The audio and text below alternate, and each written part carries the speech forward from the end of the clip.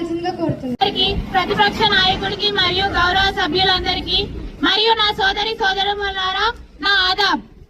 ప్రజల గొంతుకులారా, మేము ఈ అసెంబ్లీకి వచ్చింది కేవలం ఒక ప్రాంతానికో ఒక వర్గానికో ప్రాంతానికి ప్రాతినిధ్యం వ్యవహరించడానికి కాదు. తెలంగాణ ఆధునికత అభద్రతల భావంతో ఉన్న ప్రతి పేదవాడి గొంతుక వినిపించడానికి వచ్చాము. ఈ రోజు అధికారంలో ఉన్న ప్రభుత్వం నిన్నటి ప్రభుత్వంపై నిందలు మోపకుండా నిజంగా ప్రజలకు ఏం చేశారో చెప్పాలి. మీరు ప్రజలకు ఇచ్చిన 6 గ్యారంటీలు ఏమయ్యాయి? పాత బస్తీ అభివృద్ధి, హైదరాబాద్ పాత బస్తీ అభివృద్ధి గురించి ఎన్నిసార్లు హామీలు ఇచ్చారు? అక్కడ త్రాగునీరు సమస్య, రోడ్డు సమస్య ఎందుకు పరిష్కారం కాలేదు? మీ అభివృద్ధి పనులు కేవలం హుసేన్ సాగర్ అవతలనేనా? మైనారిటీ సంక్షేమం, పేద ముస్లింల విద్యార్థులకు ఫీజు రీయింబర్స్మెంట్ సంకలనం అందడం లేదు.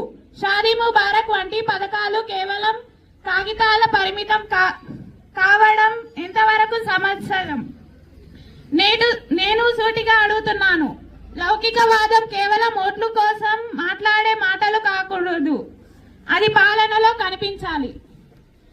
రాజ్యాంగం మరియు హక్కులు. అధ్యక్ష, మా పార్టీ భారత రాజ్యాంగం మరియు లౌకిక విలువలు కట్టుబడి ఉంటుంది.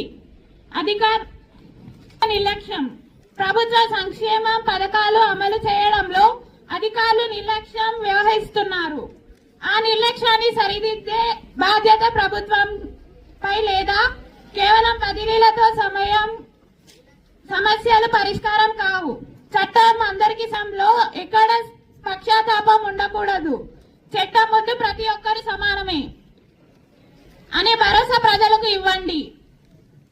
మత ఘర్షణలు తావు ఇవ్వకుండా అందరినీ సమానంగా చూడాల్సిన బాధ్యత ముఖ్యమంత్రి గారిపై ఉన్నది.